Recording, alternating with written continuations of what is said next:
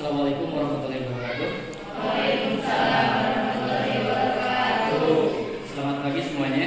Pagi. Ya, dalam pagi ini kita akan mempelajari dengan materi baru, yaitu tentang pembaharuan dalam Islam, ya, atau mengenal tokoh-tokoh pembaharuan Islam. Nah, tokoh-tokoh pembaharuan Islam, mengapa dalam Islam itu ada munculnya ide-ide pembaharuan, gitu ya, bukan hanya ajaran saja, tapi pemikiran, gitu kan, bagaimana mengembalikan orang-orang yang sudah jauh dari Islam, gitu kan, karena pada abad ke-19, ya, pada abad ke-19, gitu ya, semua negara-negara Islam, gitu kan, setelah terjadinya kolonialisme dan imperialisme Barat, itu negara-negara Islam itu berada di kekuasaan atau jajahan orang-orang Eropa, ya, mayoritas orang-orang Eropa itu adalah non-Muslim, ya, non-Muslim. Kita akan mengenal bagaimana tokoh pembaharuan Islam. Ya, yang pertama adalah Muhammad Jalaluddin Al-Afghani. Ya, Muhammad Jalaluddin Al-Afghani ini, gitu kan, ya, yaitu tokoh ide pembaharuan tentang ilmu tajdid, gitu ya, yang pemikiran, gitu kan. Nah, dari sini, gitu kan, kita bisa mengetahui, gitu kan, apa itu tokoh atau pembaharuan dalam dunia Islam, ya, dalam dunia Islam. Nah, perkembangan peradaban Islam, gitu kan, pada abad pertengahan, yaitu pada abad 19 dan 17, ya, dari 17 ke 19, gitu kan, itu setelah terjadi kolonialisme dan imperialisme Barat, gitu kan, atau adanya, gitu kan, penjajahan negara-negara Barat atau negara-negara Eropa terhadap negara Islam, gitu kan. Nah, untuk selanjutnya bagaimana kisah peradaban atau perkembangan peradaban Islam pada abad pertengahan. Perkembangan peradaban Islam pada abad pertengahan. Perkembangan sejarah Islam pada abad pertengahan ditunjukkan dengan munculnya pemikiran dan usaha pembaharuan Islam di kerajaan Utsmani di Turki. Usaha itu gagal karena ditentang golongan militer dan ulama. Pada abad ke-17, kerajaan Utsmani mulai mengalami kekalahan dalam peperangan dengan negara Eropa. Kekalahan itu mendorong raja dan pemuka kerajaan Utsmani menyelidiki penyebabnya. Kemudian diketahui bahwa penyebabnya adalah ketertinggalan mereka dalam bidang teknologi militer. Mereka selidiki pula rahasia keunggulan Barat. Mereka menemukan bahwa rahasianya adalah Barat memiliki sains dan teknologi tinggi yang diterapkan dalam bidang kemiliteran. Oleh sebab itulah pada 1720 kerajaan Utsmani mengangkat Çelebi Mehmed sebagai utusan kerajaan untuk belajar ke Prancis. Beliau bertugas mempelajari benteng-benteng pertahanan, pabrik-pabrik, serta institusi-institusi Prancis lainnya. Hasil penelitian Çelebi Mehmed tertuang dalam bukunya Seferetname. Berdasarkan laporan itu, diupayakanlah pembaharuan di kerajaan Utsmani. Usaha pembaharuan itu ternyata mendapat tantangan. Tantangan pertama datang dari tentara tetap yang disebut Janissary. Janissary mempunyai hubungan erat dengan Tarekat Bektashi yang memiliki pengaruh besar dalam masyarakat. Tantangan kedua datang dari pihak ulama. Ide-ide baru yang didatangkan dari Eropa itu dianggap bertentangan dengan paham tradisional yang dianut masyarakat Islam ketika itu. Usaha pembaharuan pertama di kerajaan Utsmani tidak berhasil seperti yang diharapkan. Di belahan dunia yang lain, sebelum periode modernisasi tepatnya di India, muncul ide dan usaha pembaharuan. Pada awal abad ke-18, Kesultanan Mughal memasuki zaman kemunduran. Perang saudara untuk merebut kekuasaan sering terjadi. Golongan Hindu yang merupakan mayoritas ingin melepaskan diri dari kekuasaan kerajaan. Selain itu, Inggris juga telah memulai memperbesar usahanya untuk memperoleh daerah kekuasaan di India. Suasana itu menyadarkan para pemimpin Islam India akan kelemahan umat Islam.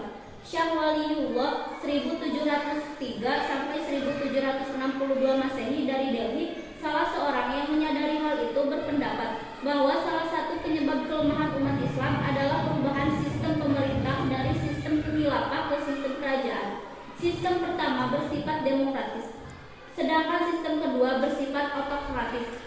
Karena itu, sistem kekhalifahan kekhalifahan seperti pada masa Khulafaur Rasyidin perlu dihidupkan kembali. Gerakan pembaharuan Islam juga muncul melalui tasawuf. Gerakan ini disebut New Sufisme, yaitu tasawuf yang baru dan tampil dalam bentuk aktivitas.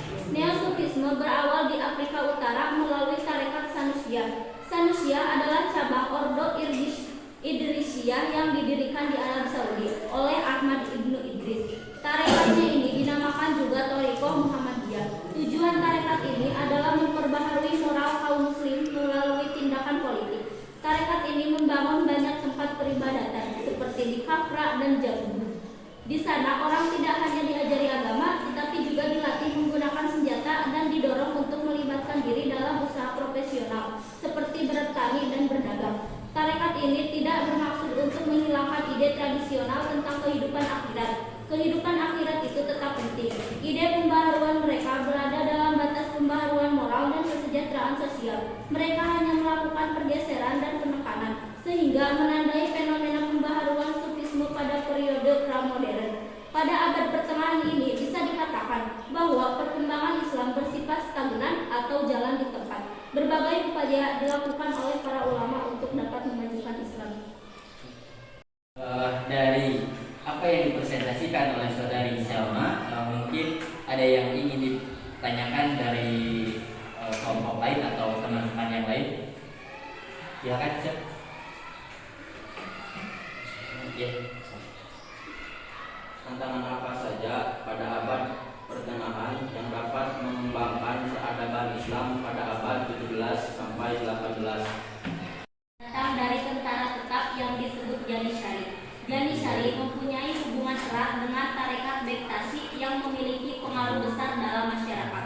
Tantangan kedua datang dari pihak ulama. Ide-ide baru yang didatangkan dari Eropa itu dianggap bertentangan dengan paham tradisional yang dianut masyarakat Islam ketika itu. Usaha pembaharuan pertama di kerajaan Utsmani tidak berhasil seperti yang diharapkan. Setelah tadi yang dijelaskan oleh saudari Selma dari pertanyaan Yusef, mungkin ada yang ingin bertanya lagi? Silakan. Selain tantangan yang disebutkan tadi, adakah tantangan dari dunia Eropa? Apakah ada tantangan internal dari dunia itu sendiri? Coba sebutkan kerajaannya dan tahun berapa awal kemundurannya. Di belahan dunia yang lain, sebelum periode modernisasi tepatnya India, muncul ide dan usaha pembaharuan. Pada awal abad ke-18, Kesultanan Mughal memasuki zaman kemunduran. Perang saudara untuk merebut kekuasaan sering terjadi. Golongan Hindu yang merupakan mayoritas ingin melepaskan diri dari kekuasaan kerajaan. Selain itu, Inggris juga telah mulai memperbesar usahanya untuk memperoleh daerah kekuasaan di India. Suasana itu menyadarkan para pemimpin Islam India akan kelemahan umat Islam. Shah Waliullah 1703 sampai 1762 Masehi dari Delhi. Salah seorang yang menyadari hal itu berpendapat bahwa salah satu penyebab kelemahan umat Islam adalah perubahan sistem pemerintahan dari sistem khilafah ke sistem kerajaan. Sistem pertama bersifat demokratis, sedangkan sistem kedua bersifat autokratis. Karena itu, sistem kekhalifahan seperti pada masa Khulafaur Rasyidin perlu dihidupkan kembali. Itu kan perkembangan peradaban Islam gitu kan pada abad pertengahan ya, yang dimulai pada abad ke-17, yaitu kerajaan Utsmani mengalami kekalahan dan peperangan dengan dunia Eropa. Nah, dari sana gitu kan ya, kecanggihan dari dunia Eropa gitu kan ya, baik dari persenjataan maupun dari ide-ide pemikirannya gitu kan ya. Nah, dari sana gitu kan, selain adanya kemunduran dari faktor internal gitu kan yang dicontohkan pada tahun 1703 sampai 1762 Masehi ya. Pada masa itu kerajaan Mongol mengalami kemunduran, semua yang ada di bawah kerajaan-kerajaan Islam mengalami kemunduran. Nah, itu gitu kan perkembangan peradaban Islam pada abad pertengahan. Nah, muncullah ide-ide pembaruan ya, ide-ide pembaruan yang dikemukakan oleh Muhammad Jalaluddin Al-Afghani gitu kan. Nah, itu ya, adapun faktor-faktor yang lain dari kemunduran Islam gitu kan ya, faktor-faktor yang lain dari kemunduran Islam gitu kan, kita munculnya faktor munculnya kemunduran dari abad ke-17 sampai 18, ide pembaharuan yang munculnya itu pada abad ke-19 ya. Mungkin pertemuan sekarang gitu kan cukupkan sampai di sini. Kita tutup dengan akhirul salam. Assalamualaikum warahmatullahi wabarakatuh. Waalaikumsalam warahmatullahi wabarakatuh.